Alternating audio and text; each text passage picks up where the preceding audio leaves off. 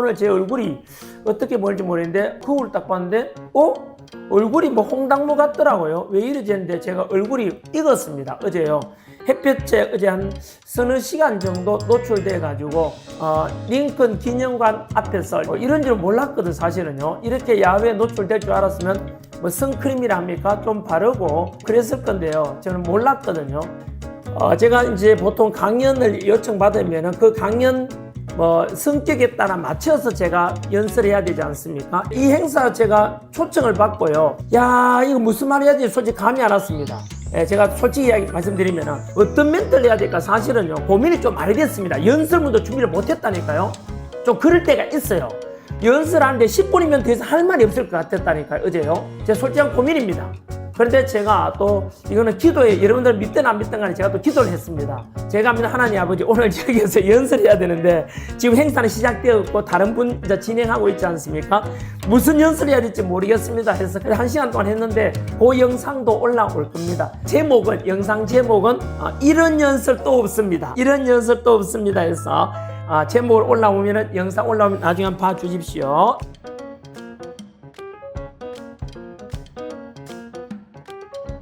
자유민주주의 만세! 사랑합니다!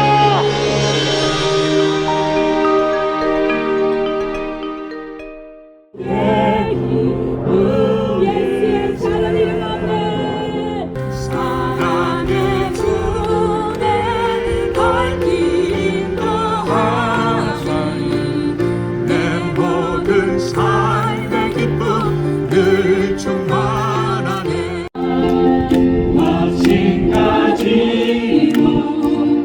예수님의 도심을 믿으며 살리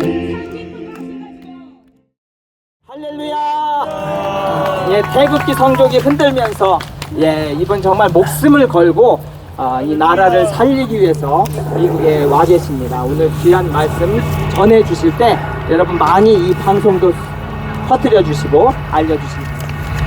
감사합니다.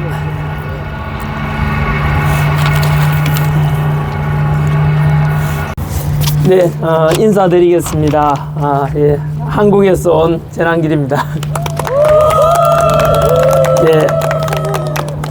네, 먼저 오늘이 2025년 11월 4일이죠.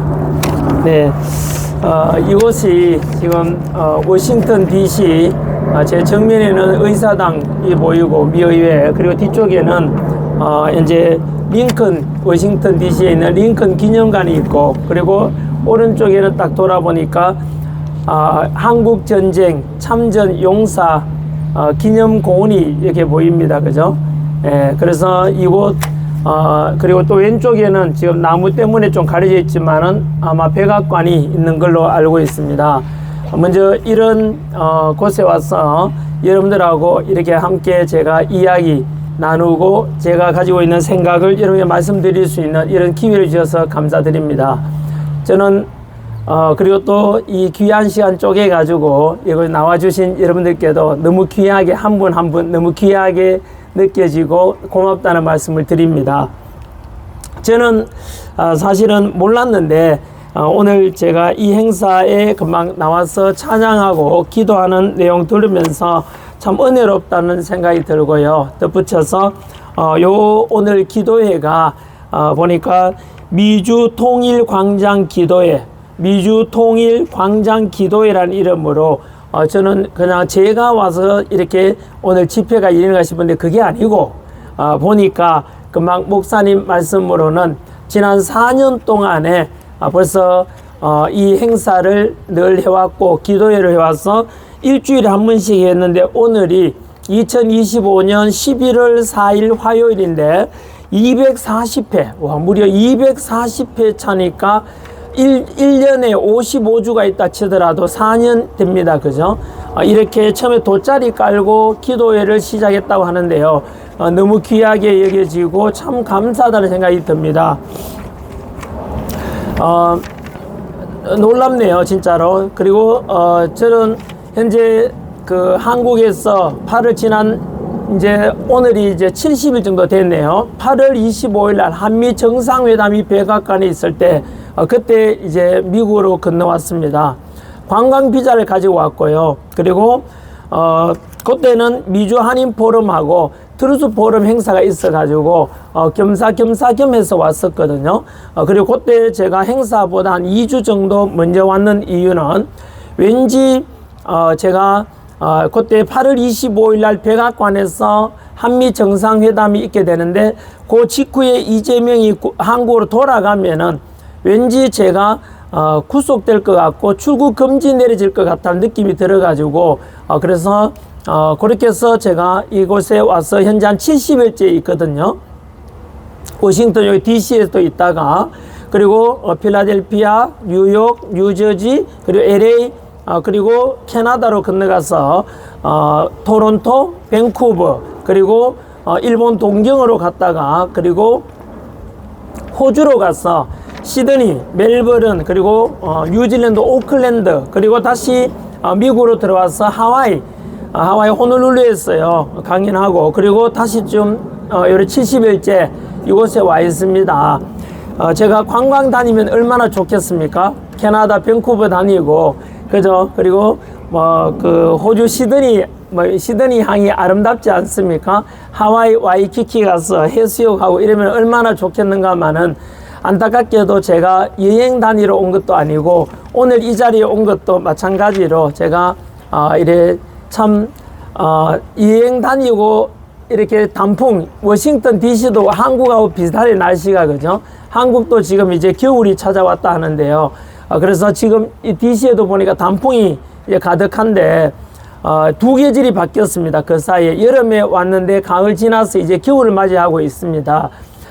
진짜 너무 안타까운 것은 전한길이가 원래는 학원 강의하다가 26년간 저는 학원 강사를 했거든요. 그러다가 이렇게 지금 미국에 관광 비자를 가지고 왔는데요. 제가 이렇게 지역별로 다니면서 교민들께 강연도 하고 뭐 인터뷰도 하고 이렇게 하면 1인 시위도 하는데 가끔 이런 말씀을 제가 드립니다. 우리가 감사합니다. 네. 무슨 말씀을 드린지 아세요? 한국 있을 때는 몰랐는데 지금은요 해외에 와 있는 교민들 여기 다 시민권자들이죠. 대부분 그죠? 네, 부럽습니다. 왜냐하면요 현재 미국에 이렇게 시민권 돈 주고 오려면은 거의 100억 가까이 70억이 있어야 된다 하더라고. 시민권을 얻으려면은요. 그럼 최소한 여러분들은 그렇게 따지면 70억 이상의 재산을 가진 어떻게 그런 자격을 가진 분들이지 않습니까? 제가 이렇게 부럽다고 한 것은 아마 밴쿠버에 가서도 교민분께 강연하면서 그런 말씀 드렸고 시드니에서도 그런 말씀 드린 것 같아요. 왜냐하면은 지금 저도 솔직히 이렇게 해외로 이민 오고 싶은 마음이 막 생깁니다. 그게 딴 게 아니라 다들 아시다시피 대한민국 사정이 전한길이가 뭐 범죄자도 아닌데 55년간 살면서 법 없이 살아온 사람인데 뭐 도대체 어떤 일이 있길래 대한민국에 전한길이가 이렇게 구속되고 체포되고 또 뭐 가깝게는 지난 5일 전에 전 국무총리 지냈던 황교안 전 총리가 내란 특검팀으로부터 체포 압수수색을 받고 있는 상황이고 또 더 가깝게는 3일 전에 국민의힘 전 원내대표 추경호 원내대표님이 현재 구속영장이 발부되어 있는 상황이에요. 그리고 조금 더 거슬러 올라가 보면은 바로 부산의 세계로 교회에 계시는 심호하시는 손연보 목사님이 지금 그 구속돼가 계십니다.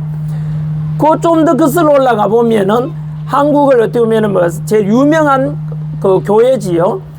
서울 여의도 순복음 교회 이영훈 목사님도 역시 압수수색을 당하고 극동방송 김장한 목사님이라고 침례교 쪽입니까? 되게 유명하시잖아요. 세계적으로도 그죠? 우리나라 교계를 또 상징하는 그분께서도 교회가 압수수색을 당하고 목사님이 휴대폰을 뺏기는 이런 상황이 발생하고 있어요. 뭔가 좀 잘못돼 가고 있지 않습니까? 전한길이가 55년간 살면서 아까 말씀드린 대로 법 없이 살아온 사람인데 그리고 어느 누구보다도 정직하게 살자 누구에게 선한 영향이 되는 삶을 살아야 되지 않겠는가 이렇게 부르짖었는데 제가 이렇게 7번이나 고발을 당했어요. 도대체 무슨 일이 발생하고 있나. 저는 참 슬프게 생각합니다. 대한민국에 참 왜 이런 일이 닥쳤을까. 저는 크리스찬이거든요. 이것을 여러 가지로 해석할 수 있겠지만은 저는 우리가 기독교인으로서 저도 I'm a Christian 이렇게 이야기하지 않습니까? 저는 제가 태어나서 지금까지 제일 잘한 것이 55년 살면서 딱 하나만 이야기해보라 하면은 뭐 인기를 얻었다, 학원 강의를 잘했다, 또는 결혼을 잘했다, 부모를 잘 만났다 그런 게 아니고요. 제가 제일 잘한 것 딱 하나는 대학 다닐 때 여자친구 따라서 지금은 저희 집사람인데요. 교회를 다니기 시작했고 하나님 우리 예수님 믿게 돼 가지고 여기까지 온 것이 제일 저는 잘한 것이라 생각하고 저희 아들 하나 딸 하나 있거든. 저한테요 아들 하나 딸 하나한테 너희들의 물려줄 수 있는 엄마 아버지의 가장 큰 재산이 뭔지 아느냐, 가장 제일 나은 자산이 뭔지 아느냐, 그것은 바로 너희들은 엄마 아버지 덕분에 엄마 뱃속에 있을 때부터 너희들은 바로 예수 믿는 이 신앙을 너희들에게 물려줄 수 있는 것이 가장 큰 위대한 자산이다. 꼭 명심해라 이런 말을 합니다. 왜냐하면 세계 3,000개가 넘는 종교가 있는데요. 그 중에서 유일한 부활신앙은 제가 알기로는 예수님 믿는 이 신앙밖에 없기 때문에 뭐 인생 살아봐야 제가 뭐 55년 살아서 얼마 안 살았습니다만은 뭐 길게 살아봐야 100년이고 뭐 인생 뭐 여기 앉아 계시는 분이나 방송 보시는 분이나 다들 뭐 100년 지나고 나면 이게 아무도 없지 않습니까? 제가 역사 강사거든요. 역사 가르쳐 보면은 이렇게 삶의 어떤 수직선으로 쭉 시간을 나열해 보면은요, 고조선부터 해가지고 삼국시대, 고려, 조선시대가 쭉 이렇게 살펴보면은, 뭐, 우리가 긴 역사 속에서 한 인간이 태어나서 살다가 죽어가는 이걸 보면요, 되게 작아요. 기간이 너무 짧아요. 너무 진짜 나이 드신 분 아시지 않습니까? 눈 깜짝할 사이거든요. 이 속에서 뭘 추구하면서 어떻게 살 것인가에 대한 것이 저는 생각해 보면은 저는 그렇게 생각합니다. 저 역시 55년간 살았습니다만 금방 고백한 대로 그냥 하나님 믿고 그냥 이렇게 떳떳하게 해서 하나님 보기에 하나님 미소 짓게 하는 삶을 살다가 그 다음에 뭐 죽으면은 어차피 다 죽는 거 아닙니까? 천국 가면 되는 거지 뭐. 그게 저는 제일 잘하는 일이라고 생각을 해요. 그런 속에서 저는 대한민국이 참 축복받은 나라구나. 왜냐하면 제가 이런 예수 믿는 기독교를 믿게 된 것도 대한민국에 태어났기 때문에 가능한 거 아니겠습니까? 아시아 국가 중에서 기독교로서 성공한 나라는 대한민국밖에 없거든요. 좀 더 거슬러 올라가 보면 역사적으로 그러면은 수많은 종교 중에서 우리나라가 이렇게 하나님을 믿는 예수 믿는 이런 신앙을 가지게 된 것은 돌아가 보면은 뭐 아펜젤러 선교사님하고 그리고 언더우드 선교사님이 이제 본격적으로 우리나라에 이제 선교하게 되면서 복음이 전해지지 않습니까? 그 속에서 당시에 아펜젤러 선교사님이 제가 기억으로는 27세, 언더우드가 아마 26세 아마 그렇게 제가 알고 있거든요. 다들 엘리트예요. 억수로 엘리트입니다. 두 분 다. 그런데 그 두 분이 그렇게 청년의 나이, 20대 나이에 꿈 많고 뭐 더 다른 꿈이 있을지 모르겠는데 대한민국이라는 그 당시에 조선 아닙니까? 그죠? 이 조선이라는 땅에 와서 복음을 전해주고 이렇게 했지 않습니까? 그러다가 그 두 분은 결국은 한국에서 다 돌아가셨지 않습니까? 지금 양화진 선교사 묘지에 가보면은 그게 홍대 옆에 있습니다. 거기에 가보시면 우리나라 선교사 묘지가 딱 있습니다. 그분들 제가 묘소에 많이 가봤는데요. 갈 때마다 참 고맙고도 위대한 분들이다. 이분들은 왜 이래 조선이라는 땅에 와서 이렇게 살다가 우리에게 복음 전하고 돌아가셨을까? 참 복된 삶이다. 이런 생각도 들고 감사하다는 생각이 들거든요. 그래서 저는 아시아 국가에서 이렇게 복음 믿는 국가가 되고 또 일제강점기 식민 지배를 당하고 그 뒤로 광복이 된 이후로 안타깝게도 남북이 분단이 되었지 않습니까? 올해가 80주년이 되거든. 45년 8.15 광복이니까 그죠? 그 뒤로 38선 이북에는 북한이 들어서고 남한에는 이제 자유민주주의가 이제 들어섰지 않습니까? 근데 만약에 여러분들이 북한에 태어났더라면 어떻게 될 뻔했습니까? 북한에 태어났더라면 너무 끔찍한 삶을 살아갔겠지요. 그죠? 복음도 못 듣고, 결국은 그 속에서 저는 남한에 이렇게 태어난 것도 되게 감사한데, 그리고 이제 그 뒤로 대한민국은 남한은, 북한은 그러지를 못하고 남한은 이제 하나님 믿는 이런 이제 나라가 되었고, 뭐 아시다시피 5.10 총선거 결과 5월 31일 날 재헌국회가 구성되고 7월 17일 재헌절 아닙니까? 그 헌법이 만들어졌을 때 재헌국회 때 이윤영 목사님이 그때 우리나라 재헌국회 때 이미 국회에서 초대 임시의장, 국회의장이 이승만이었거든요. 이승만 박사가 국회의장에 국회에서 우리 이 나라 하나님의 덕분에 이렇게 나라 세우게 되었으니 기도하고 시작합시다. 이래가지고 이윤영 목사님이자 국회의원이었어요. 그 재헌국회 때 바로 처음에 기도로서 시작을 해요.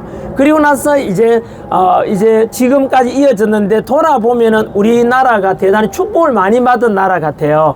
왜냐하면은 북한은 저 모양이지 않습니까? 지금 GDP가 우리보다 30분의 1도 안 되거든요. 반면에 우리는 하나님의 큰 축복을 받았다고 저는 생각을 하는데요. 그 덕분에 많은 분들이 기도하고 많은 분들이 이렇게 그 전도하고 이 덕분에 대한민국이 하나님의 어떤 복음, 어떤 은혜 속에서 이렇게 정치적으로도 민주주의가 되고 경제적으로도 그 가난했던 대한민국이 이렇게 축복을 받아서 현재 국력이 세계 6위까지 올라왔고 경제력은 한 10위 정도 됩니다. 군사력은 5위고 그리고 제조업 5위 이런 통계가 있거든요.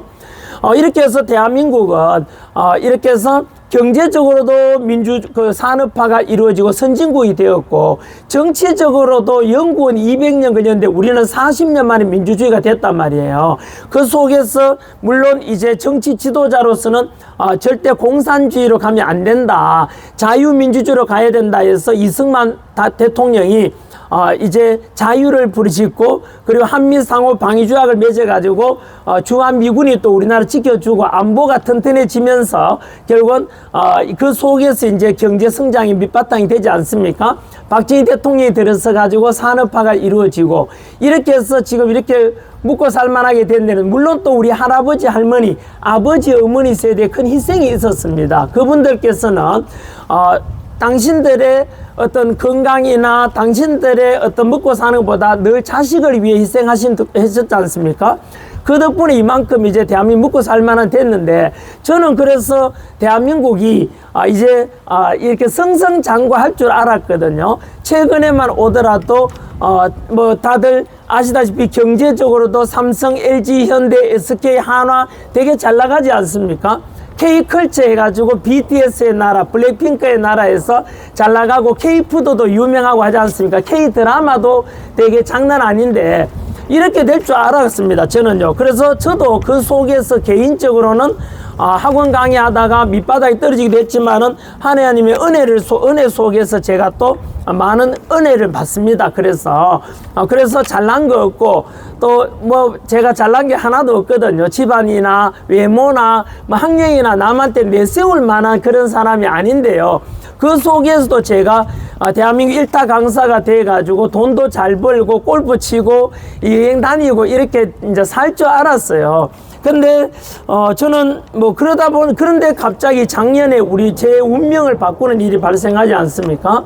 이곳에 와서 전환기리가 왔는 이유도 그 때문이고요. 아마 여러분들께서는 오늘이 무려 240회 기도회라고 하시는 정말로 참 대단하다고 생각하고 저도 작은아마 어떻게 하면 도움이 될까 이런 생각이 드는데요.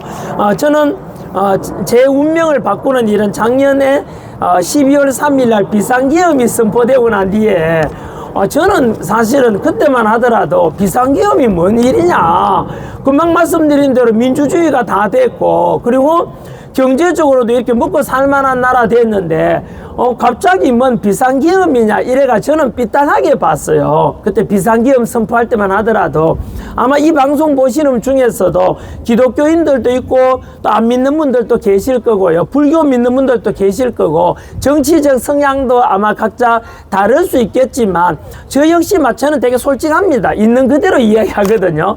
그래서 저는 비상계엄을 선포할 때만 하더라도 뭐 미친 짓이다 뭐하냐 이랬다니까요. 근데요, 그러면 이제 잠깐 그렇게 본다면 약간 이재명 쪽 아닙니까, 그죠? 비상계엄을 비판했으니까요. 윤석열 대통령에 대해서 비판했다니까요. 그런데 그 시간이 지나면서 좀 이상하다라고 느꼈습니다.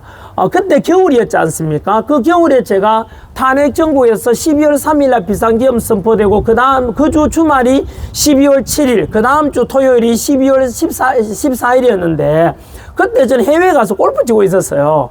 별로 관심도 없었고요, 솔직히요. 그런데 제가 이제 국내에 들어와서 이제 그 1월 달에 12월 말부터 1월 4일 어떤 일이냐면 이제 윤석열 대통령이 비상계엄을 선포했는데 국회에서 탄핵안이 가결됐거든요.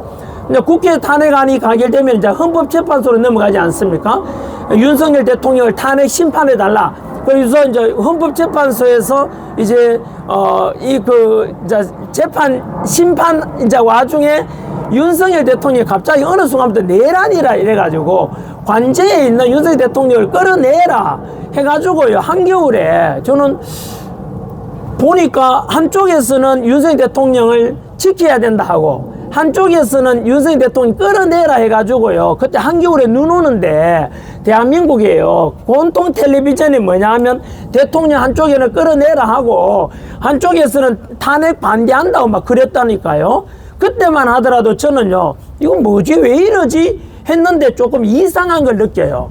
그 이상한 게 뭐냐 하면은 비상계엄은 제가 반대하고 싫어했는데 어느 순간 갑자기 윤석열 대통령에 대해서 내란 우두머리, 내란 수괴 뭐 이러더라고요.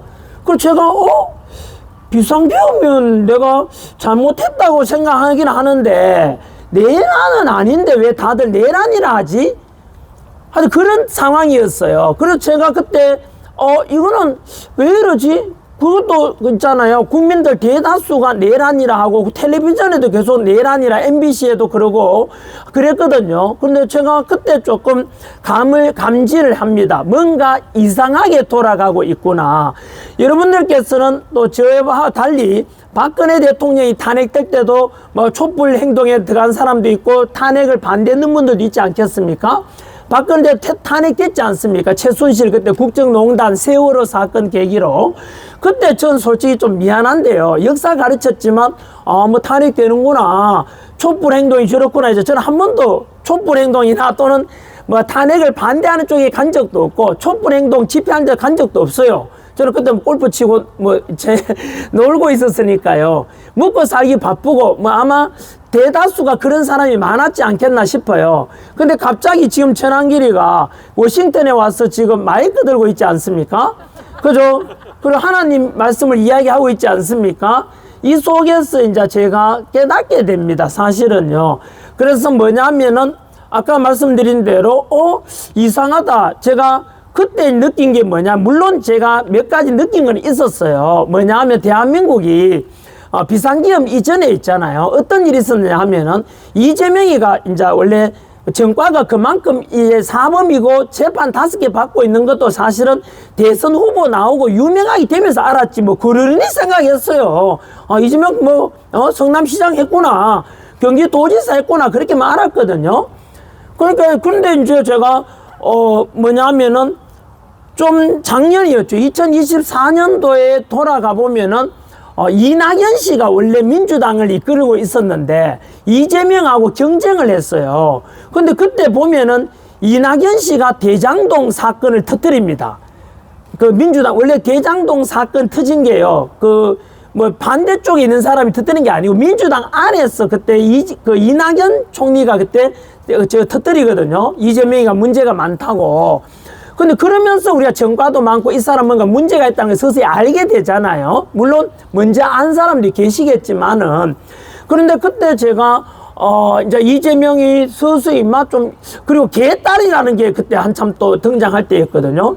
이 개딸이 이름도 듣기도 거북하고 뭐고 이거 개딸이 뭐고 뭐 이랬었어요. 근데 서서히 제가 이상하다고 느낀 것은요, 바로 이재명의 그 재판 과정이 그때부터 조금 제가 이상하다고 느꼈어요. 이 사람이 범죄죄가 많은데 이상하게 재판을 계속 연기를 해요. 연기를 계속하고 그 다음에 하여튼 재판을 기피하고 이런 걸 보면서 이게 좀 사법부가 이상하다. 그리고 그때가 김명수 대법원장 할 때였거든요. 김명수 대법원장이 나중에 한 사실이지만 우리법연구회라고 그 법원 안에서 사조직이 있는데 그 좌파 사조직이에요. 그래서 우리법연구회 회장을 지냈고 그 김명수가 대법원장 하면서 문재인 때거든요. 재판이 계속 기울어지고 정치 재판이 좀 이상하다고 느꼈어요. 그래서 제가 그때 사법부가 좀 썩었구나. 이거 이러면 안 되는데라고 느꼈고요. 그 뒤로 제가 언론이 자꾸 한쪽으로 편향되게 보도한다. 이걸 느꼈어요. 서서히 제가 그렇게 깨닫다가 아까 말씀드린 비상계엄 이후에 비상계엄은 내란이라고? 왜 비상계엄이 내란이지? 그런 거는 제가 그 역사도 가르치지만 사회도 가르쳤거든요. 고등학생 대상으로. 분명히 비상계엄은 대통령이 원래 선포할 수 있는 거거든요. 근데 지금도 그렇잖아요. 많은 사람들이 비상계엄 내란이라고 믿는 사람 많잖아요. 윤석열이 내란 우두머리다 이렇게 믿는 사람 많다고요. 지금도 대한민국의 한 절반 가까이 같아요. 이상하다. 왜냐하면 여러분 생각해 보십시오. 그러면 윤석열 대통령이 비상계엄 선포하는 걸 내란이라 하면은 이곳 워싱턴 DC에 지난 8월 12일 날 트럼프 대통령이 이 워싱턴 DC에 범죄자 소탕한다고 비상계엄을 선포했지 않습니까? 주 방위군 800명을 투입시켰다는 게 뉴스 나왔거든요. 그럼 트럼프 대통령도 내란이야? 좀 아니잖아요. 미국 안에서도 민주당이 트럼프를 반대하지만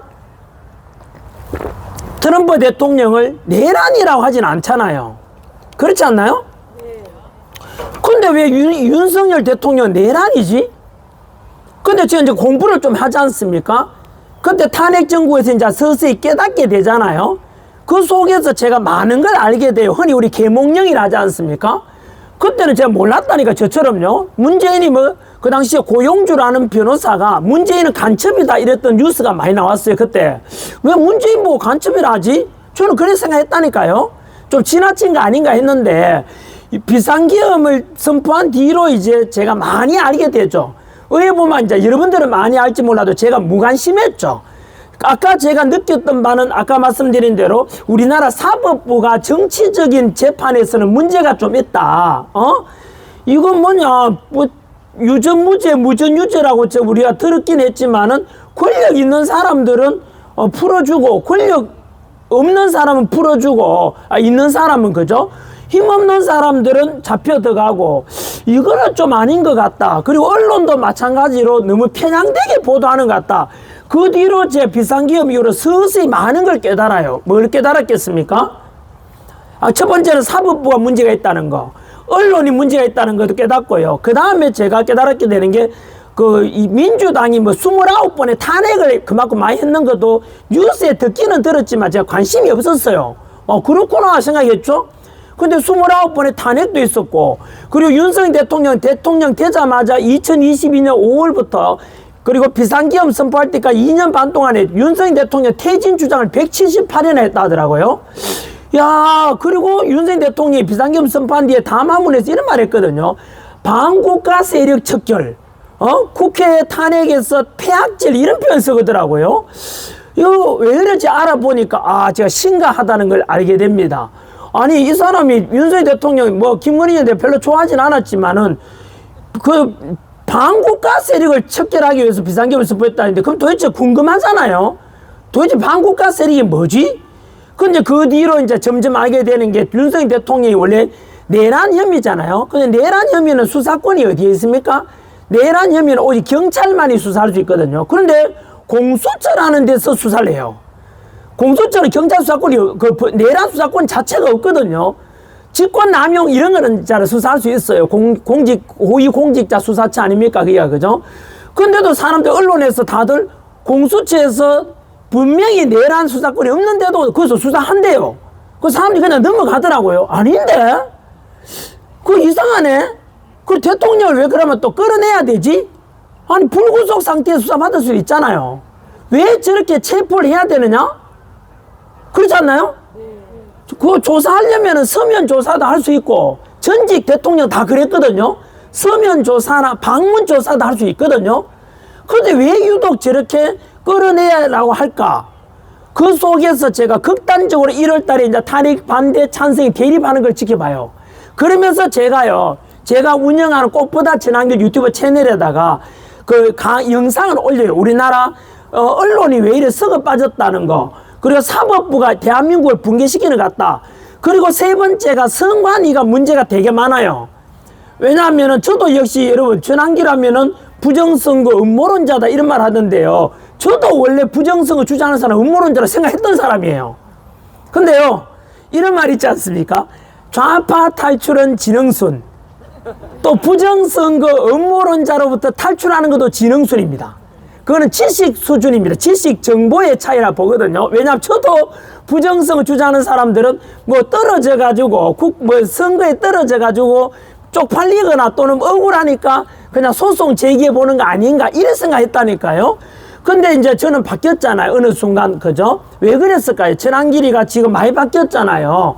바뀌게 된 이유가 바로 저는 진실을 봤다는 겁니다. 제가 보세요.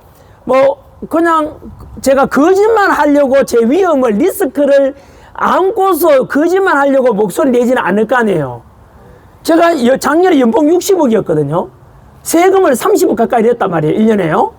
그럼 저 골프 치고 인기 있고 돈 잘 벌고 존경받고 텔레비전에도 많이 나갔거든 제가요. 청년들 강연도 많이 다니고. 그런데 제가 여러분 그렇게 목소리 내면서 칭찬 많이 들었겠어요? 시궁선언하면서 욕을 많이 들었겠어요? 욕을 엄청 많이 들먹잖아요. 다 같이 국민 셀럽이었거든요. 제가 존경을 그렇게 많이 받았어요. 학원 강사지만은 청년들에게는 거의 대단히 존경 많이 받았거든요. 그런데 제가 이 정치적인 목소리 메시지 딱 내는 순간부터 저의 절반 가까이가 저의 등을 돌려요. 절반이 딱 돌아서고 난 뒤에 제가 또 운영하는 카페가 있고 네이버 카페가 있는데 회원 수가 35만 명이에요. 그 공무원 강사 중에 제일 많은 회원수예요. 35만 명 돼가지고 제가 그것도 제가 존경받고 이렇게 인기가 많았단 말이에요. 제가 방송 출연 많이 했거든요. 이경규랑도 출연했었죠. 이경규, 김국진, 김구라, 송은이, 그러고 김종국, 탁재훈, 이찬원 가수, 그 다음에 조세호, 일단 이런저런 연예인 제가 많이 나갔거든요. 홍진경 하는 데도 갔고요. 근데 제가 이제 그 목소리를 딱 내는 순간 욕을 얻어먹잖아요. 그러면 저한테는 뭐가 필요합니까? 욕먹을 용기가 필요하잖아요. 그럼 전환길한테 손가락질 했는 분들 생각해 보세요. 전환길이가 뭐 하려고 욕먹어가면서 목소리를 내겠습니까? 안 그래요? 안 내면 되는데. 근데 제가 왜 그러면 목소리를 낼 수밖에 없었는가 하면 제 양심입니다. 저는 크리스찬이거든요. 하나님 보기에 미소 짓게 하고 많은 사람들 선한 영향력이 주는 그런 삶을 살고자 하는데 이거 대한민국이 이상하다는 걸 이제 깨닫게 되는 거죠. 그래서 저는 깨달은 게 뭐냐면 대한민국 이거 민주당이 탄핵해서 우리 헌정사에 없는 행정기관을 마비시킬 만큼 탄핵을 시켰다. 178회에 걸쳐 윤석열 대통령 퇴진을 주장했다. 그리고 부정선거 문제가 굉장히 심각하다.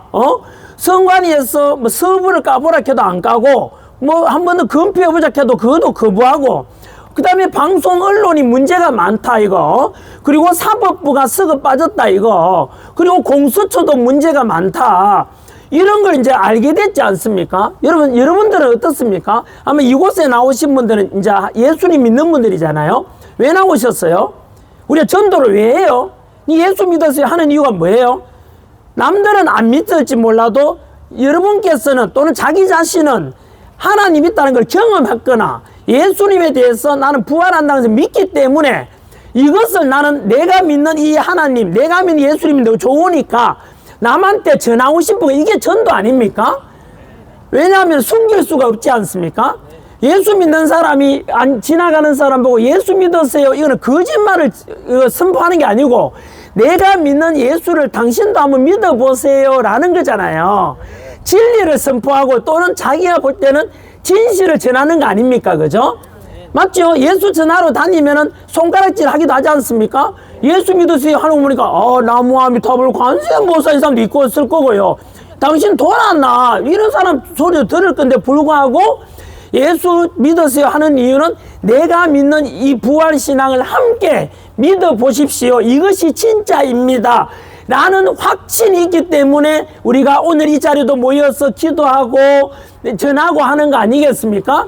그런 차원에서 저도 마찬가지로 아까 말씀드린 대로 윤석열을 별로 좋아하지도 않았고요. 그렇지만은 제가 양심상 이거는 아니지 않냐, 이거는 대한민국에 진짜 위험하다 그러면서 제가 윤석열 대통령이 반국가 세력이라는 것의 실체를 알게 돼요.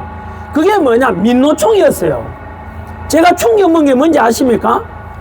여러분, 대한민국에 이태원 참사가 있었잖아요. 이태원에서 그 할로윈데이 뭐 이런 하애들 모여들었다가 150몇 명인가 하여튼 그 깔려 죽었던 참 끔찍한 일이 있었거든요. 가슴 아픈 일이 있었잖아요. 그리고 그 뒤로 후쿠시마 원전 오염수를 이제 방류한다 해가지고 그거 원전 오염수에 방류된 물고기를 먹으면 우리도 그거 원자력 때문에 지금 문제 생기는 거 아니냐 해가지고 전국적으로 시위가 있었단 말이에요. 정말로 많은 사람들이 시위 참여했거든요. 그리고 전국의 횟집들도 장사가 안 됐어요, 그때. 왜냐하면 일본산 그 횟감 들어온다 해가지고 회 먹으면 안 된다 그랬거든요. 근데 놀라운 사실이 뭐냐 하면은, 그 이태원 참사 계기로 해서 많은 사람들이 촛불 집회하러 갔거든요. 행안부 장관 이상민 잘라라, 윤석열 물러나라 하면서요. 그리고 후쿠시마 원전 오염수 문제가 많다, 왜 하냐 하면서 막 했는데, 그리고 그때 촛불 집회 함께 했잖아요. 그때 민노총이 함께 했거든요. 정교조도 같이 갔어요. 그리고 더불어민주당도 같이 갔거든요. 그런데 알고 보니까 그 간첩죄로 잡혔던 사람 민노총 간부 4명이 있어요. 그 민노총 간부거든요.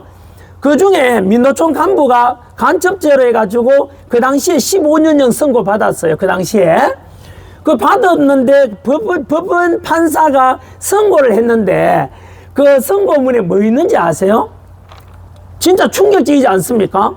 그 사람이 북한의 지령문을 100여 차례 받았어요. 김정은 지령문을. 근데 그 지령문에 뭐가 있는가 하면은 이태원 참사와 그리고 후쿠시마 원전 오염수 이 사건을 연결해 가지고 촛불 세력과 연대해서 윤석열 정부를 혼란에 빠뜨려라라는 거예요. 그럼 뭐죠? 북한 지령문이거든요. 그러면은 우리 시민들 중에서 그것도 모르고 수많은 시민들이 촛불 집회 갔단 말이에요. 이태원 참사 죽은 사람들 마음 아프니까 다 많이 나갔지 않겠습니까? 근데 알고 보니까 그게 누구 지령이라고요? 알고 보니까 북한 김정은의 지령문이었다는 거죠. 그럼 결국은 뭐죠? 종북 좌파 세력들이 선량한 국민들을, 시민들을 선동해가 이용한 거잖아요. 그리고 뭐를 선동했어요? 윤석열 정권을 혼란에 빠뜨리라. 이거는 전복, 국가 전복이잖아요. 맞지요? 국가 전복이고 자유민주체제 붕괴시키는 거 아닙니까? 그거는 여러분, 그게 반국가 세력이지 뭐예요? 그렇지 않나요? 그리고 또 그 뒤에 알리게 된 게 뭔지 아세요? 뭐냐면요, 국회에서 우리나라 주적은 이제 북한이지 않습니까? 북한에 대해서 우리가 뭐 북한에다 군사기밀 빼주가 막 간첩이 되잖아요? 근데 그 중국인들이 우리나라에 와서 군사기밀을 많이 빼갔어요. 뭐 부산에 있는 미군 항공모함 사진 찍어가지고요, 중국으로 넘겨주고, 오산 공군기지, 평택 미군기지, 국정원 사진 찍어가지고 중국에 넘겨주고, 그러던 중국인이 들켰어요. 그러면 여러분, 우리나라 군사기밀 빼가면 이게 간첩 아닙니까? 간첩이죠? 네. 그리고 우리나라 첨단 반도체 삼성, LG 전자 막 빼가잖아요. 그거 간첩이잖아요. 우리나라 그거 없으면 뭐 먹고 삽니까? 우리 석유가 납니까? 뭐 납니까? 그거 지켜야 되는 거 당연한 거 아니에요? 그러면은 그만 우리나라 간첩은 북한 사람만 적용되니까 개정해가지고 중국 사람들도 우리나라 군사기밀 빼가고 첨단 기술 빼가면 간첩이니까 똑같이 간첩죄 적용하자. 당연한 거 아니에요? 그런데 여러분, 중국인들도 군사기밀 빼가고 반도체 기술 빼가면 간첩죄 적용하자라고 국민의힘에서 그 법안을 발의했는데 반대했는 당이 있어요. 민주당. 그 누구나 어느 당인지 아세요? 말갱이당. 더불어민주당이에요. 말갱이당이에요. 아니 여러분, 저는 민주당 지지했었던 분들 많잖아요. 이재명 지지분들 많잖아요. 저는 묻고 싶어요. 아니 우리나라 군사기밀 중국에다 빼넘기고 첨단 기술 빼넘기면 간첩죄 적용해서 처벌 강화하는 게 당연한 거 아닙니까? 우리나라 사람이 중국 가서 군사기밀 빼오면 중국 간첩법을 적용받아서 우리도 감옥 가야 돼요. 중국에. 당연하지 않나요? 근데 중국 사람들 이렇게 군사기밀 빼가고 첨단기술 빼가자는데 간첩죄 적용하자는데 반대했다니까요. 어느 당이요? 그럼 더불어민주당이 반대했잖아요. 그럼 더불어민주당 지지했던 분들 배신감 안 느껴져요? 아니 촛불 집회에 나갔던 선량한 분들 배신감 안 느껴져요? 나는 이태원 참사 희생된 분들 위로하기 위해서 촛불 들고 나갔는데 알고 보니까 그게 윤석열 정부 혼란에 빠뜨리라는 북한 지령문이고 또 민주당 지지했는데 이 민주당 국회의원들이 중국한테 우리 군사기밀 빼넘기고 첨단 반도체 기술 빼넘기자는 간첩죄 적용도 하지 말자 하거든요. 봐주자 이 말이잖아요. 그러면 민주당이 뭐예요? 더불어민주당이 아니고 더불어중국당이에요. 더불어중국당. 이거 반국가 세력 아닙니까? 아니 저는 반박을 좀 해주길 바라요. 이거는 반국가 세력이잖아요.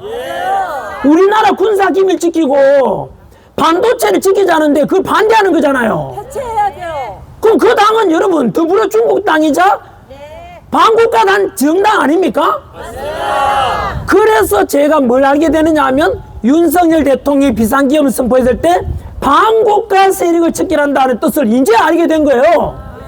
그 말을 이제야 이해됐다고요.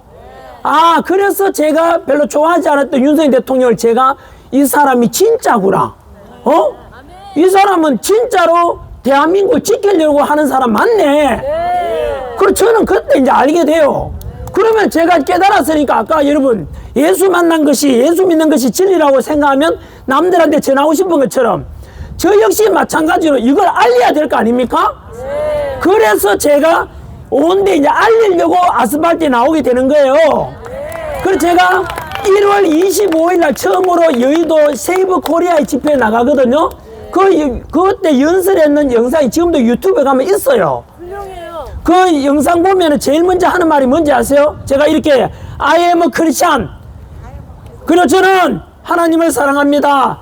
그리고 가톨릭 교회 다니는 사람 교회 다니고 성당 민사 성당 다니고 절에 다니면 절에 다니고 이런 종교의 자유가 있는 대한민국이 좋습니다.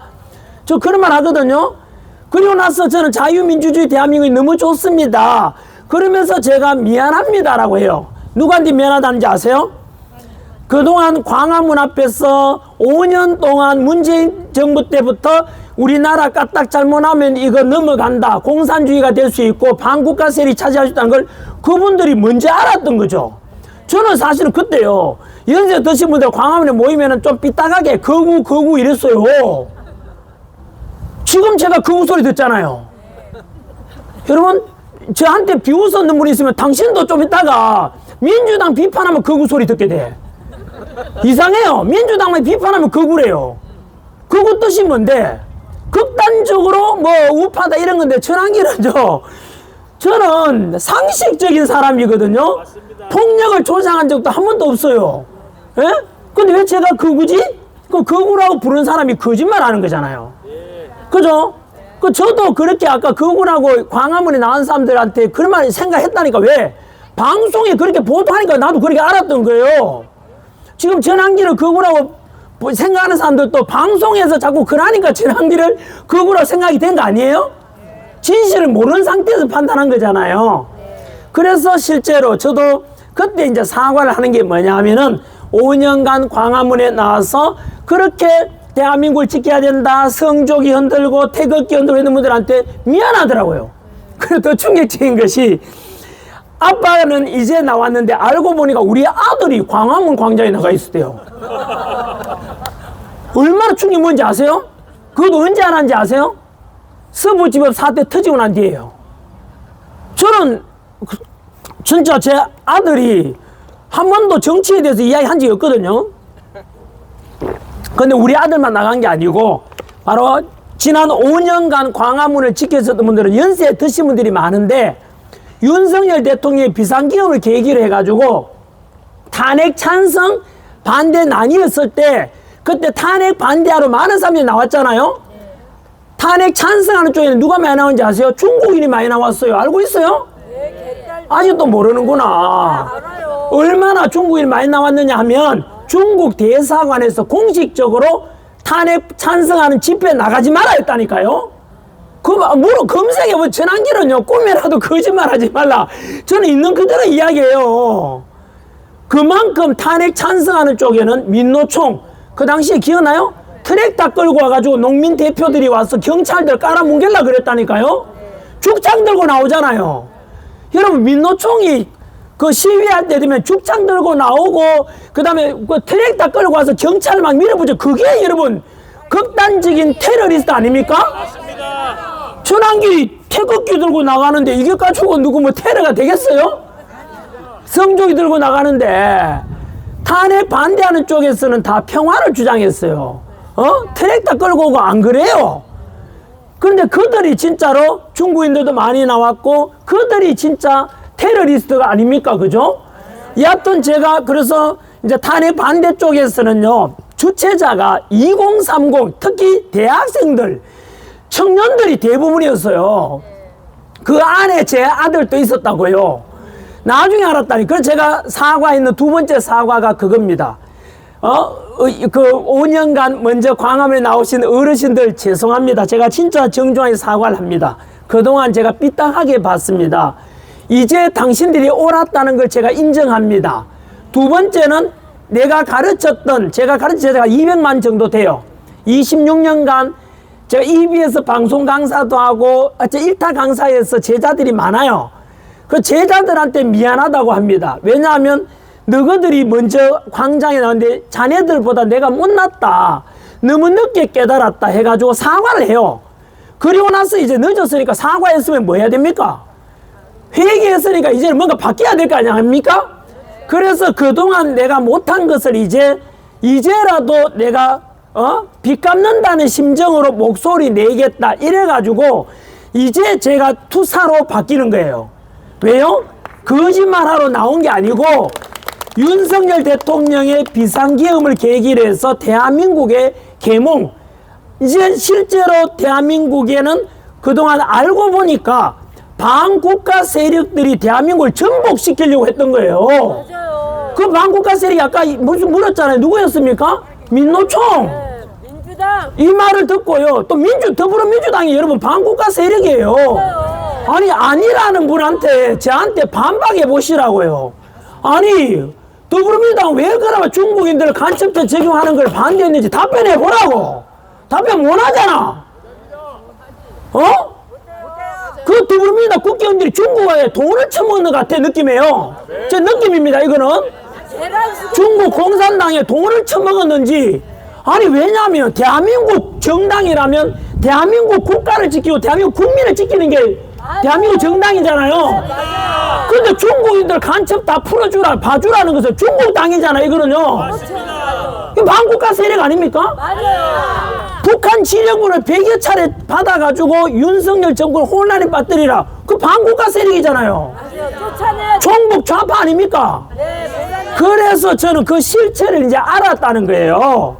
그러니까 거기에다가 여러분 보세요. 뭐를 대입해 보느냐 하면은 윤석열 대통령이 비상계엄인데 트럼프 대통령은 비상사태 선포했는데 내란이 안 가면서 왜 윤석열 대통령은 비상계엄 선포했는데 내란이라 부르지? 거기에 바로 정확하게 이것은 비상계엄은 내란이 아닌 걸 이재명이 제일 잘 알아요. 이재명이가 변호사거든. 여러분들도 그러면요, 여러분 비상계엄이 내란이라고 생각하고 있는 분들께 물어요. 당신도 속았다니까요. 이재명은 비상계엄이 내란이 아니라는 것을 알아요. 오늘 뉴스에 뭐 나온지 아세요? 한동훈이가 말했더라고. 지금 이재명이가 지금 사법 리스크 많잖아. 대장동 사건으로 재판 받아야 되거든요. 범죄자죠, 범죄자. 그러니까 재판 받아야 되는데 재판 받고 나면은 지금 지난 10월 31일 날 지난주 금요일이에요. 그날 대장동 사건 1심 선고가 났거든요. 유동주 8년, 김만배 8년 징역요. 그 다음에 남욱 변호사하고 뭐 정씨하고 이런 사람들 5명 다 유죄 선고 됐었거든요. 실형 선고 받아서 감옥 갔어요. 그러면은 여러분 그 대장동 사건의 주범 모든 걸 내가 주관했다라고 스스로 말한 사람이 누군지 아세요? 이재명. 당시 성남시장 이재명이요. 그 대장동 개발하는 걸 잘했다고 생각하고 본인이 다 했다라고 이야기한다니까. 본인이 지금 유튜브 가면 있어요. 지 입으로 자랑을 해요. 당군 이래로 가장 잘한 업적이라고. 한번 모르겠죠. 그럼 대장동의 주범이 누구예요? 그 주동자가 누구라고요? 이재명. 우리가 말한 게 아니라 이재명 자기가 말해요. 자랑하려고. 그런데 알고 보니까 그 속에 있던 이재명 신복이 유동규였거든. 그 유동규가 어떻게 보면은 배신한 거죠. 이재명을. 좋게 보면은 공익 제보해버려가지고 그 이재명이 했던 것을 내부자 아닙니까? 유동규가 다 까발려버렸어. 예? 이재명 이거 대장동 개발해가지고 돈이 4,800억이나 남았는데 그거 원래 성남 시민한테 줘야 되거든요. 왜냐하면 여러분 재건축하면은 아파트 값이 오르잖아요. 그죠? 그러면 그 재건축 이제 대장동 개발할 때 그 개발함으로 해서 아파트 값이 올라가고 그래서 수익이 남은 게 4,800억이 남았다 칩시다. 그 수익 남으면 그 누구 거예요? 성남 시민 거잖아. 성남시 도시개발공사에서 했거든 그거를. 근데 그 돈을 김만배하고 그 정원에 보면 이재명이가 반반씩 가져갔다 하잖아요. 그러면은 생각해 보세요. 이재명 입장에서는 지금 이제 골치 아픈 게 뭐죠? 뜨끔하잖아. 지금 대한민국 언론 난리예요. 빨리 이재명 뭐 재판 받으라고 지금. 왜냐하면은 이재명이 또 지 입으로 말해요. 박근혜 대통령 재판 안 받으려고 하니까 이재명이가 성남시장 할 때 박근혜 대통령 보고 대통령도 재판 받으라 한다니까요. 누가 말했다고요? 우리가 말하는 게 아니에요. 이재명 자기 입으로 지금 유튜브 가면 있어요. 그러니까 지금 지가 말한 그대로 자기도 재판 받아야 되잖아요. 근데 여러분 이재명이가 만약에 재판 받을 것 같으니까 어머나 그건 강신욱 변호사 말에 의하면 무기징역 나온대요. 예? 하영감면 왜냐하면 돈 너무 많이 떼먹었잖아요. 4,800억 중에서 그 주도해가지고 100만 원, 200만 원도 아니고. 그러면 여러분들이 이재명이라면 무기징역 선고 나오면 어떡할 건데요? 예? 어떡할 건데요? 제가 이재명이라면 아니 여러분들이 직접 이재명이라 생각하면 어떡할 건데요? 저는 안 물러납니다. 평생 감옥 가야 되는데 물러나겠어요? 제가 이재명이라면 여러분이 이재명 어떡하겠어요? 비상계엄을 선포할 겁니다. 하고도 남아요. 이재명도 비상계엄 선포한다니까요? 그럼 또 물어볼게요. 이재명 지지하시는 분들 그럼 이재명 비상계엄 선포도 내란이냐? 그건 아니라고? 아니죠. 여러분 비상계엄은요 헌법 77조에 나오는 대통령의 고유 권한이에요. 따라 이재명도 선포할 수 있어요 없어요? 있어요. 내란입니까? 아니라니까요. 따라서 이재명도 내란이 아니고 비상계엄 선포하더라도 트럼프 대통령 내란이 아니고 윤석열 대통령 내란이 아닌 거예요. 근데 그러면 왜 윤석열 대통령만 내란이 아니냐? 이것은 아까 말씀드린 대로 이것을 퍼즐을 맞춰서 정확히 일치하는 거예요. 뭐죠? 바로 이재명과 더불어민주당이 윤석열 대통령의 비상계엄은 내란이 아니라는 걸 알지만은 내란이라고 덮어 씌우고 내란 우두머리라 덮어 씌우고 국민의힘은 내란 정당이라 덮어 씌우고 윤석열 지지하는 사람은 내란 동조 세력이라 덮어 씌우는 거예요. 그러면 맞잖아요. 그죠? 그래서 결국에는 우리가 이걸 알게 된 거예요. 무엇을요? 바로 비상계엄은 내란이 아니구나. 그러면은 이재명이가 그럼 왜 그만 윤석열을 내란이라 했느냐? 그걸 돌아가 보면 윤석열 대통령이 당선되던 2022년 5월부터 탄핵 비상계엄 선포하던 2024년 12월 3일까지 2년 반 동안 178회에 걸쳐서 퇴진 주장했잖아요. 맞죠? 이태원 참사 그리고 후쿠시마 원전 오염수를 가지고 윤석열을 혼란에 빠뜨려라 라고 했던 게 더불어민주당과 민노총이잖아요. 북한 진영문 받고 맞지요? 그리고 탄핵을 29번 시켰잖아요. 행정 관료들 그죠? 감사원장, 법무부 장관 그리고 이재명 수사하는 검사까지도 탄핵 다 시켰잖아. 29번이나 맞지요? 그리고 수사권이 없는 내란 수사권이 없는 공수처가 문재인이 만들었거든요. 그 오동훈이가 바로 우리법연구회 우선 국제인보연구회 그쪽 좌파예요. 수사권도 없는 공수처가 또 수사했는데도 옳은 그냥 포장해버리고 그 수사했어. 모든 것이 뭐냐 하면은 결국은 바로 이재명과 민주당 쪽이 자유민주주의를 지키고자 하는 윤석열 이 자유민주주의 세력들을 숙청하고자 몰아낸 거라는 게 정확한 거예요. 맞아요. 다시 말하면 윤석열 대통령은 한미동맹을 중요시했고 자유민주주의 체제를 지키고자 했고, 맞지요? 자유시장 경제를 지키고자 했지 않습니까? 그 반대쪽에 있는 이재명과 민주당은 그러면 뭐지? 더불어 중국당, 중국 사람들한테도 간첩죄 징하지 말고, 북한 진영문 받아서 윤석열 정부 혼란을 빠뜨리니까 이쪽 체제는 정반대쪽에 있으니까 이게 뭐예요? 자유민주주의 체제가 아니라 종북 좌파 사회주의 체제, 공산주의 만들려고 하는 거예요. 한미동맹이 아니라 친중으로 가지 않습니까? 반미로 가고. 그러면 이게 뭐냐 하면은 체제 전쟁이라는 결론이 나와요. 자유민주주의 체제를 지키려고자 하냐? 아니면 자유민주주의 체제를 전부 다 몰아내고 민노총과 정교조와 친중 종북 민주당이 함께 뭉쳐가지고 이쪽을 몰아내려고 하는 거예요. 그렇기 때문에 윤석열 대통령이 내란이 아님에도 불구하고 내란을 맞는 거예요. 내란이라고 의식한 거고, 그리고 내란 정당, 윤석열 지지하는 사람 내란 동조 세력을 모르는 거예요. 그래서 결국에는 바로 이쪽 세력들이 정권을 찬탈한 거예요. 맞죠? 그러면 우리 역사 강사로서 제가 묻는 게 이겁니다.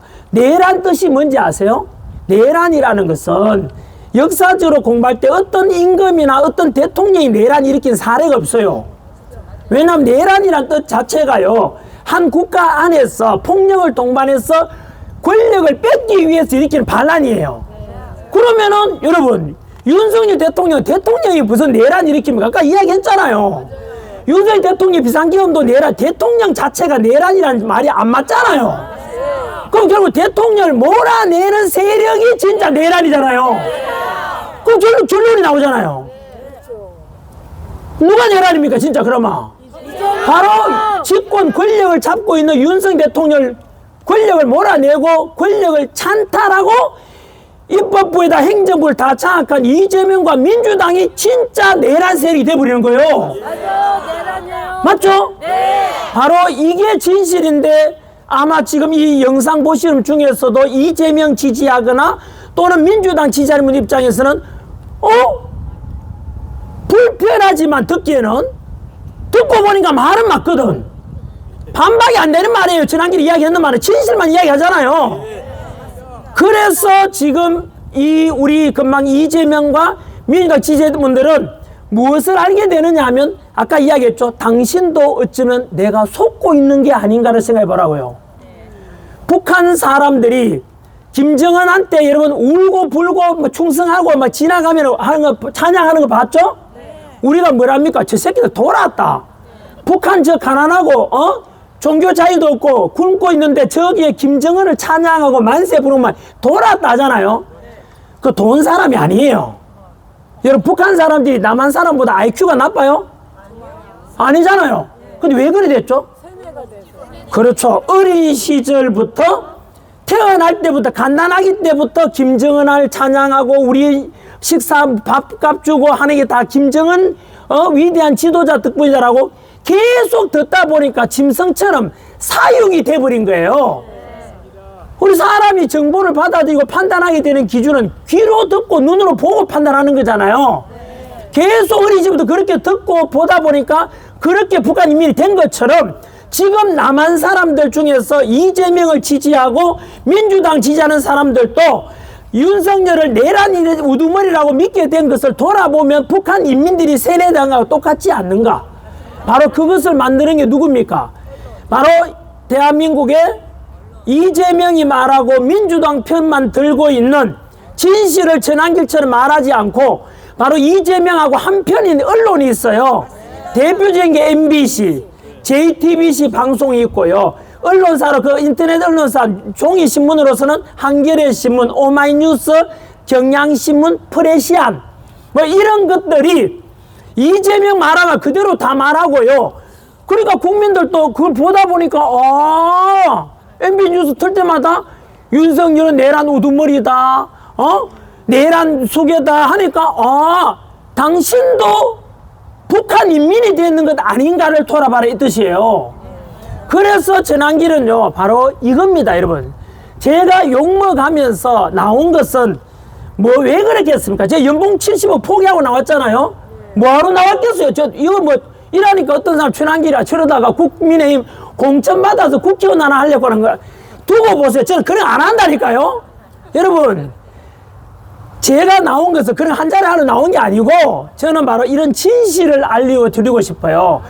예수 믿게 되면서 그래 맞다, 내가 하나님의 은혜를 받았고 하나님의 아들로 오신 우리 예수님이 십자가에 못 박혀 죽지 않아도 되는데 십자가에 못 박혀 죽음으로써 나를 구원했고 3일 만에 부활하셨고 우리도 죽은데 부활한다는 이 신앙을 우리한테 주신 것 아닌가. 나는 그것을 믿는다. 성경 66권 읽어보면은 완벽합니다. 구약과 신약 완벽하고 바로 예수님의 행적이라든가 이것도 진짜 많은 사람들이 검증이 됐어요. 인간은 자기 눈으로 안 보면 안 믿는 사람들이 많잖아요. 하지만 여러분, 경험한 사람이 너무 많습니다. 그래서 본인들도 나는 예수 믿게 된 게 너무 나는 진리를 믿어요. 그래서 여러분, 우리 지나다니다 보면은 어떤 사람들 우리보다 더한 사람 많아요. 지하철 타자마자 예수 믿으시오 이런 사람도 있어요. 보기 민망할 정도로. 그런 사람 보면 우리가 또라이 나잖아요. 근데 저는요 그렇게 생각 안 해요. 왜냐하면은 여러분, 그 사람이 왜 그렇게 할까? 미치지 않았는데도 그렇게 하는 이유는 그 사람은 진짜를 봤다는 뜻이에요. 예를 들어서 보세요. 여러분, 오늘 저녁에 지금 이거 끝나고 집에 갔는데 집에 아무도 없는데 제가 들어가니까 거실에 외계인이 거실에 식탁 위에 앉아 있는 거 테이블 위에 우와 이러는데 좀 있다가 누가 돌아오냐, 가족이 떡떡 이제 형을 돌아오는데 엄마가 돌아서 엄마 빨리 와봐. 그랬더니 돌아보니 엄마 이게 외계인이 있어. 또 돌아보니까 외계인이 사라지고 없는 거야. 그러면 여러분, 이 아이는 엄마한테 뭐라 하겠어요? 엄마 네 외계인 봤어. 우리 집에 여기 있었다니까 거실에. 엄마가 뭐라 하겠어요? 야가 돌아왔나 갑자기 뭘 잘못 먹었나? 니 왜 그래? 제정신이냐? 이거 아니겠습니까? 바로 이겁니다. 사람들은 자기 눈으로 안 보니까 없는 거라 생각하고 안 믿지만은 그렇게 목숨 걸고 전도하고 예수 믿으라고 할 때는 그 사람은 돌아왔는 게 아니고 그 사람은 본 거예요. 경험을 한 겁니다. 예? 그러니까 말하지 않을 수가 없잖아요. 아까 말씀드렸잖아요. 거실에서 예개인을 봤던 그 자식은 엄마가 안 믿어주면 좀 더 아빠 오면은 아빠 엄마도 안 믿는데 아빠는 좀 믿어줘 할 거 아니에요. 그게 바로 진실을 봤다는 거 아니겠습니까? 바로 이겁니다. 여러분, 저는 그래서 대한민국에 뭘 봤느냐? 바로 반국가 세력, 더불어민주당과 민노총과 정교조 이런 세력들은 바로 자유민주주의 체제를 붕괴시키고자 하는구나. 자유민주를 지키고자 하는 윤석열 대통령과 이런 세력들을 숙청하려고 하는구나. 이걸 알았어요. 거기에 동조하는 게 누구냐? 사법부 안의 좌파들, 좌파 언론들, 공수처, 그리고 선관위, 그리고 뭐 이런 것들이 전부 다 한편이 돼가지고 이 자유민주 대한민국을 붕괴시키려고 하는 걸 제가 알게 됐잖아요. 그래서 저는 이것을 깨닫고 난 뒤에 아까 말씀드린 우리 예수를 진짜 만나게 된 것처럼 저는 대한민국의 실체를 알게 되면서 그래, 내 제자들을 위해서라도 내 돈 안 벌어도 된다. 이렇게 국민 절반이 속아 넘어가고 있는 걸 내가 어떻게 모른 척 할 것이냐. 그건 윗선이잖아요. 내 양심이 어긋나잖아요. 그래서 저는 이곳 워싱턴 DC에 와서도 그렇고 사람이 10명 있으나 1명 있으나 무조건 이걸 전하고 싶은 거예요. 예? 그래서 이 진실을 저는 지금 이제 미국 온 지 70일째 되는데 미국, 캐나다 좀 나아가서 제가 남미로도 갑니다. 유럽도 가서 전 세계 720만 우리 교민들께 대한민국의 이 현실이 이렇습니다. 지금까지 여러분들께서 생각한 대한민국은 정치적으로도 민주주의가 성공한 나라, 경제적으로도 독일의 라인강 기적처럼 우리도 바로 이렇게 전 세계 10위권 경제력을 가진 나라, 이렇게 됐지만 지금 그렇지 않다고 갑자기 이재명과 좌파 세력이 등장해서 자유민주주의를 붕괴시키고자 하고 있다. 내란도 아닌데 윤석열 내란이라 해서 숙청했다. 죽이고자 한다. 이것에 대해서 저는 알리고자 하는 거예요. 이렇게 함으로 해서 720만 해외 교민들이 알고 나면은 국내에 있는 국민들한테도 소문이 날 것이고, 왜냐하면 저도 국내에서 봤었기 때문에 해외 교민들의 목소리가요 되게 크게 들립니다. 우리나라 언론보다 외신 보도를 더 신뢰하지 않습니까? 훨씬 더 한반도 대한민국을 객관적으로 볼 수 있다고 저는 생각하거든요. 그 여러분들이 해외에 와 있어 계시는 한마디는요, 국내에 있는 국민들 10명 목소리하고 똑같다 이 말이에요. 그래서 저는 해외 교민들께 이렇게 해서 저는 대한민국이 이런 상황이다. 그래서 저는 더 나아가서 저는 뭐 정치하려는 게 아니고요, 이런 실체를 알리고 싶은 거예요. 진실을. 깨야 돼. 이재명 네, 그리고 깨야 돼. 이렇게 알리고 난 뒤에 제가 원하는 목표는 하나 있습니다. 전환길이 꿈꾸는 목표는 무엇이냐? 아까 말씀드린 대로 저는 제 인생에서 가장 잘한 게 뭐라 했습니까? 바로 전 세계 3,000개 넘는 종교 중에서 유일하게 부활신앙, 예수를 믿게 된 것이고, 역사 공부해 보니까 우리나라에 이름도 모르는 조선이라는 나라의 가난한 거지 같은 나라의 조선에 바로 언더우드와 아펜젤레 같은 선교사님들이 목숨 걸고 와서 복음 전해줬고, 그 복음 덕분에 광복 이후에는 바로 재헌절 직전에 국회 처음 열 때, 재헌 국회 때도 이윤영 목사님이 하나님 은혜 덕분에 우리나라가 이렇게 국회를 엽니다. 감사기도 올렸고 하나님 은혜 속에 이렇게 번영이 되었다고 저는 믿고 있습니다. 그렇기 때문에 저는 꿈이 뭐냐? 이렇게 해서 진실을 국민에 알리고 자유민주주의 체제 지키고 역사 강사로서 한미동맹은 중요하다고 저는 이미 검증됐잖아요. 그래서 주한미군이 우리나라 딱 주도시킨 게 누굽니까? 이승만 대통령 아닙니까? 위대한 거 아닙니까? 그 덕분에 전쟁 없는 나라 되었고 우리나라 안보가 지켜지니까 외국 기업들이 그래 미군이 주둔한 나라 전쟁 안 나겠지 해서 외국 기업들이 우리나라 투자해주고 이래가 경제가 일어난 거 아닙니까? 그래서 저는 한미동맹을 지켜야 된다. 자유민주 체제 지켜야 된다. 자유가 좋다. 불교 믿든 이슬람을 믿든 그거는 자유 아니냐? 이런 자유인체 지켜야 한다라는 걸 생각하고, 그래서 저는 그 공산주의 국가, 즉 마르크스를 따르는 국가들은 종교 자유가 없지 않습니까? 그 실체를 알려야 되죠. 혹시나 자기가 좌파다, 나는 좌파인데 하나님을 믿는다, 거짓말입니다. 왜냐하면 하나님하고 좌파는 같이 갈 수가 없습니다. 왜요? 뭐 좌파들이 이로 맞는 사람이 마르크스 아닙니까? 마르크스가 했는 말이 뭡니까? 찾아보세요. 공부식하게 그냥 덮어놓고 따라가지 말고. 마르크스가 말하기를 종교는 국민의 아편이라 그랬어요. 한 번 더 말해줄까요? 종교가 뭐라고요? 국민의 아편이라고, 인민들의 아편이라고, 아편. 그래서 마르크스 그 막시즘을 따라했던 레닌이 구소련 공사주의 만들자 종교 있어요, 없어요? 없잖아요. 또 지금 사회주의 국가 중국에 종교 자유가 있어요, 없어요? 없잖아요. 예? 북한에 지금 종교 자유 있어요, 없어요? 없잖아요. 그러면서 좌파들은 나는 그래도 크리스찬이야. 당신이 잘못 알고 있으니까 빨리 지능순이라 그랬죠? 좌파 탈출은 지능순이야. 빨리 탈출하라고. 진정으로 하나님 믿는 사람이라 빨리 탈출해야 되고요. 두 번째, 부정선거 전환길도 음모론자라 그랬지 않습니까? 몰랐으니까. 그 부정선거 음모론자에서 부정선거 척결해야 된다. 개선해야 된다. 바뀌는 것도 역시 정보지능순이에요. 그래서 저는 그 사람들이 빨리 깨어나길 바래요. 그리고 비상계엄이 내란이 아니구라는데 이제 깨어났죠? 제 이야기 들었으니까 알 거 아닙니까? 그리고 그 배후에는 뭐가 있다? 체제 전쟁주의라는 것이고, 그래서 저는 마지막으로 제 꿈이 바로 저는 크리스찬이니까 그 청년들에게, 국민들에게 이런 진실을 알려드리고 나서 남북한 자유, 평화, 통일이 이루어지고 나면 그 북한 공산주의가 붕괴될 거잖아요? 거기에 저는 복음 전하고 싶고, 통일된 대한민국이 돼가지고 과거의 우리 역사상 전성기 달릴 때는 이제 통일됐을 때거든요. 그 통일돼가 북한에도 복음 전하고 이래가지고 저는 대한민국이 통일된 자유민주주의 대한민국이 만들어서 그러면 인구도 7천만 되잖아요. 해외 교민들까지 치면 8천만이 되잖아요. 그럼 강대국이 될 수 있잖아요. 그래서 하나님 믿는 나라가 역시 강대국이 되는구나. 뭐 그런 걸 전환해서 북한에 복음 전하고 더 나아가서 중국도 복음 전하고 싶고, 이래서 제가 믿는 이 신앙이 정말로 참 나는 하나님 보기에 내일 죽어도 괜찮다.